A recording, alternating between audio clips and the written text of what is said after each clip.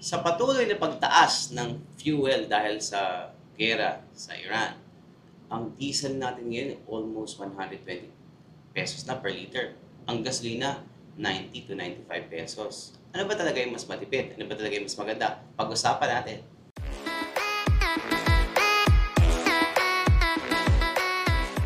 Gasoline engine. Ano ba ang advantages ng mga gasoline engine? Number 1, super tahimik siya. Number 2, sobrang madaling i-maintain.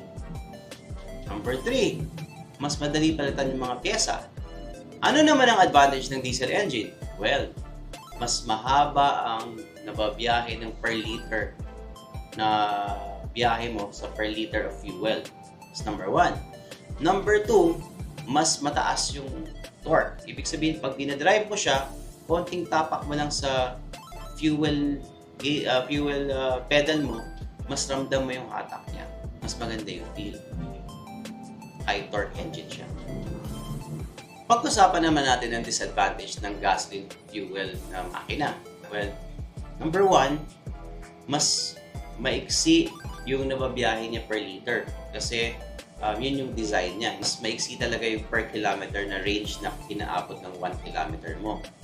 Number 2, hindi mataas, hindi siya torquey, hindi siya kasing katulad ng diesel na konting tapak mo lang sa gasolina, mas mabilis ka mag-accelerate. Ano naman ang disadvantage ng diesel fuel na makina? Number 1, masyado siyang makalog. Mataas yung vibration niya. Number 2, maingay yung makina niya. Number 3, may chance na maging mas mausok siya. Number 4, mas mahal ang maintenance niya in the long run. Okay, ito na yung real cost per kilometer considering hindi mahal ang diesel, hindi mahal ang gasolina. In the long run, habang mas malayo ang biyahe mo, mas matipid talaga ang diesel engine. Pag short trips, baliwala yun kasi minimal lang yun pagka nakagasolina ka. So, babalansehin niya talaga. Kaya lang at this time and age natin, dahil sa fuel crisis, since mas mahal na yung diesel, parang hindi na rin siya nagiging advantage. Nagiging pareho na yung status natin between gasoline-fed and diesel engine. Fuel price and cost analysis. Ibig sabihin, alin ba talaga yung mas matipid? Ang regular na gasolina, usually pag highway, umaabot yan ng 6 to 12. Pero ang diesel, umaabot siya ng 8 to 16.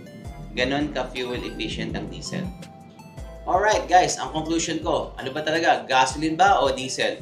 Pag pampamilya, mas gusto ko mag-gasolina kayo kasi mas matipid, mas convenient, mas comfortable, mas tahimik siya.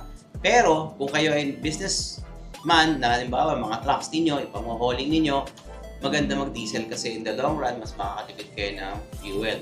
However, ito na yun. Common sense lang. Kahit na mag-gasolina kayo or mag-diesel kayo, pero kung ang driving habits ninyo hindi nyo ayusin, mabigat yung paa nyo sa gas at sa preno, baliwala lahat ng sinabi ko. Lastly, kung gusto nyo yung maging accurate sa fuel consumption ninyo, ganito lang gagawin ninyo. Mag-full tank kayo, tapos ubusin nyo siya hanggang umilaw. Kung ilan yung litro ng gasolina na kinarga nyo, tignan nyo yung trip meter ninyo, i-divided by the number of liters ninyo, yun yung consumption ninyo versus sa cost ng gasolina, mapa-diesel man o gas, dun yung malalaman kung ano yung mas matipid para sa inyong lifestyle. Sana guys, nakatulong ako sa inyo kung anong pipiliin nyo, gasolina ba o diesel. Kinompare na namin mabuti. It's up to you guys. Thank you. Salamat.